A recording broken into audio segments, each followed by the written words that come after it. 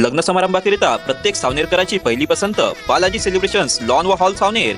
Birthday party, engagement, marriage, reception व इतर सर्व प्रकारच्या कार्यक्रमांकरिता हजारो सावनेरकरांची पहिली पसंत। Lawn area, dining area, parking area, special rooms, kitchen, catering, parking guard, stage area, exciting decoration and beautification and more.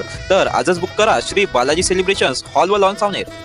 Like, comment, share व चॅनलला सबस्क्राईब करा।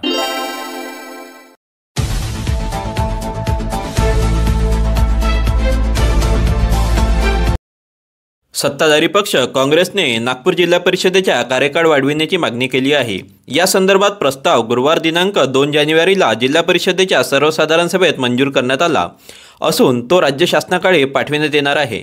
नागपूर जिल्हा परिषदेचा कार्यकाळ 17 जानेवारीला संपत असून काँग्रेसने ही मागणी केली आहे। नागपूर जिल्हा परिषदेचा कार्यकाळ 17 जानेवारीला संपत असल्याने पहिल्याच चालू कार्यकाळातील अखेरच्या सर्वसाधारण सभा गुरुवारी झाली। या बैठकीत कार्यकाळ वाढविण्याचा प्रस्ताव मंजूर करण्यात आला। नागपूर जिल्हा परिषदेच्या कार्यकाळाबाबत यापूर्वी निर्णय घेण्यात आल्याचे जिल्हा परिषद अध्यक्ष मुक्ता कोकर्डे यांनी सांगितले। अशा स्थितीत पुन्हा एकदा असाच निर्णय घेतला पाहिजे। जिल्हा परिषद निवडणुकीची पूर्वतयारी अद्याप सुरू झालेली नाही।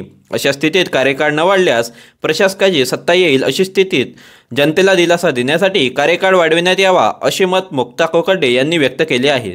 राज्यातील महानगरपालिका, नगरपालिका, जिल्हा परिषद व स्थानिक स्वराज्य संस्थेच्या निवडणुका अनेक वर्षांपासून स्थगित असून लवकरात लवकर निवडणुका घेऊन नवीन जनप्रतिनिधी निवडून स्थानिक स्वराज्य संस्थांवरच्या अनैतिक प्रशासकीय कारभार संपुष्टात आणावा अशी मागणी सर्वसामान्य जनतेकडून वारंवार राज्य सरकारकडे व्यक्त केली जात आहे।